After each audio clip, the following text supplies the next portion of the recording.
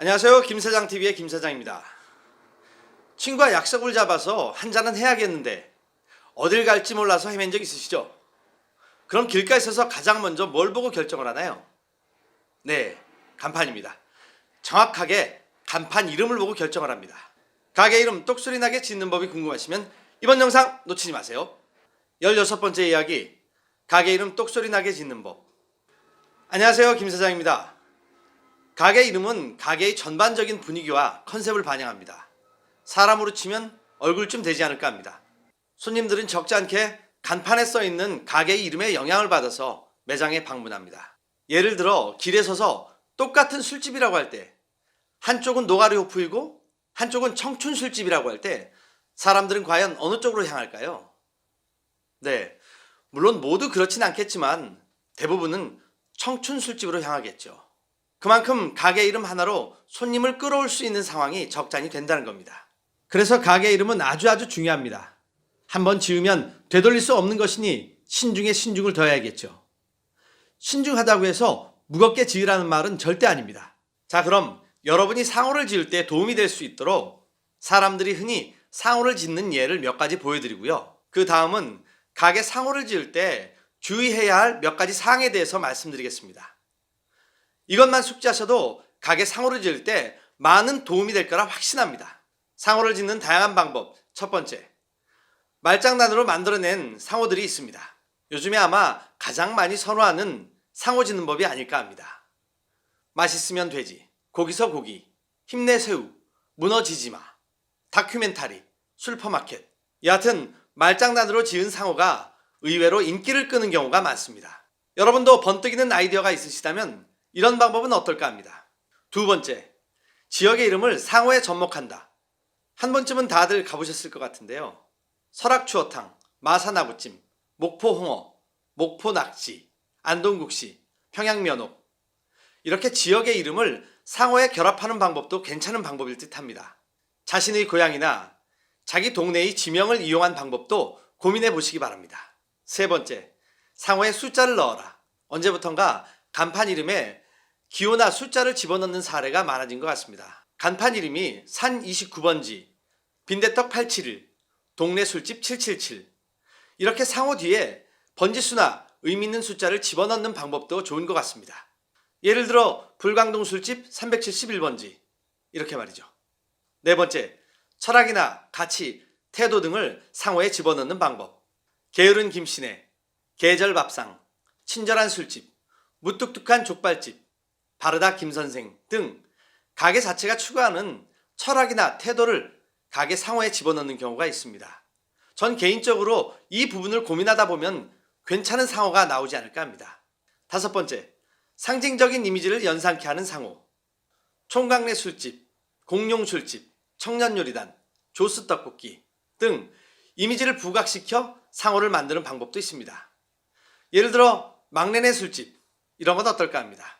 여섯 번째, 상호에 메뉴 이름을 접목한다.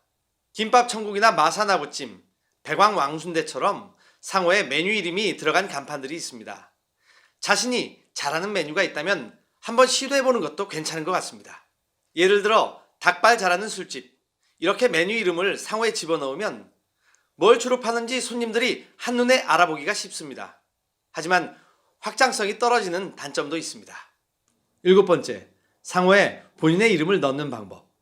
요즘은 많은 분들이 상호에 자신의 이름을 집어넣는 것 같습니다. 옛날엔 올드한 느낌이었는데 요즘은 하나의 트렌드로 자리 잡는 것 같습니다. 마봉님 떡볶이, 전광수 커피, 김경수 공인중개사. 이렇게 상호에 이름을 넣는다는 건 이름을 걸 만큼 믿어도 된다는 자신감을 어필하고 싶은 것 같습니다. 지금까지 상호 짓는 7가지 예를 말씀드렸는데 이 7개 중에 몇 가지를 조합하면 재미있는 상호가 탄생할 것도 같습니다. 다음은 상호 지을 때 주의해야 할 몇 가지 사항에 대해서 말씀드리겠습니다. 첫 번째, 입에 잘 붙는 이름을 짓는 것이 중요합니다. 발음하기도 쉬워야 기억하기도 쉽습니다.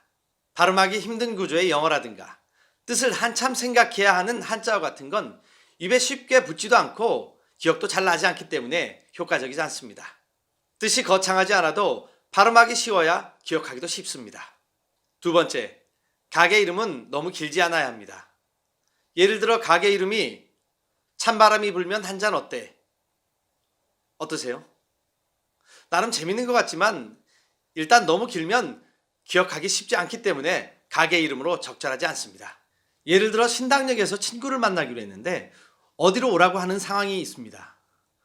여기 신당역인데 간판 이름이 찬바람이 불면 한 잔 어때로 와 하면 친구는 뭐라고? 하면서 벙칠 겁니다. 가게 이름이 길면 각인하기가 쉽지 않습니다. 반대로 여기 신당역인데 고래란 술집으로 와 하면 듣기도 쉽고 외우기도 쉽죠. 길지 않게 간단 명료하게 짓는 것이 좋습니다. 세 번째, 가게 이름에 업종의 특성을 반영한다. 가게 이름으로 뭘 파는 가게인지 알 수 있다면 그보다 더 좋은 가게 이름이 있을까요?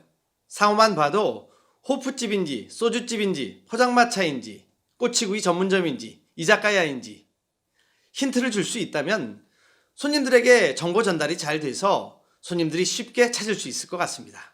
네 번째, 동종업체에 잘 되는 매장이나 메인 브랜드의 상호를 카피하시는 건 피하시는 게 좋을 것 같습니다. 저희 지금까지 경험으론 잘 되는 매장의 이름을 카피해서 성공한 가게는 보지 못한 것 같습니다. 손님들은 그 가게의 카피한 이름 때문에 그 술집에서 파는 술과 안주에 대해서 기대를 하지 않고 또 신뢰를 하지 않기 때문입니다. 다섯 번째, 지나치게 유행 타는 상호도 안 됩니다. 그 시대에 유행하는 유행어로 상호를 짓는다면 당장은 좋을 수 있겠죠. 하지만 유행이라는 거 금방 잊혀지기 마련입니다. 여섯 번째, 자신이 생각할 때 번뜩이는 아이디어의 상호라고 생각하면 꼭 주위의 피드백을 받으세요. 본인은 번뜩이는 아이디어라고 생각하는데 고객의 입장에서 보면 유치해서 웃음만 나오는 경우가 있습니다. 예를 들어 거시기 포장마차, 이리 오너라, 내 맘의 술집. 본인이 생각할 땐 창의적인 것 같지만 고객의 입장에서 보면 그닥 썩. 그쵸? 여하튼 가게 이름도 항상 고객의 눈높이에서 생각하시기 바랍니다. 하지만 가게 이름 짓는 법의 예외적인 경우도 있습니다. 개인적으로 진실성 있는 소중한 사연이 있는 가게 이름이라면 발음하기가 힘든 가게 이름이든 가게 이름이 길든 웃음거리가 될 가게 이름이라도 자신의 특수한 스토리가 담겨있는 가게 이름이라면 주저하지 마시고 밀어붙이세요. 중요한 건 가게는 사장, 즉 주인장의 캐릭터가 녹아있는 현장이기 때문입니다. 손님들이 가게를 오가며 사장님과 가게 이름의 연관성을 찾는다면 손님들은 가게 이름을 쉽게 잊지 못할 것입니다. 자, 지금까지 가게 이름 똑소리 나게 짓는 법에 대해서 알아봤습니다. 한 번 지으면 고칠 수 없는 가게의 얼굴인 상호를 센스 있고 재치 있게 지어서 창업의 첫걸음을 재기발랄하게 시작하시기 바랍니다. 오늘 얘기는 여기까지입니다. 좋아요, 구독하기, 알림 버튼 누르기 꼭 부탁드리고요. 다음 얘기도 최선을 다해서 준비하겠습니다. 감사합니다.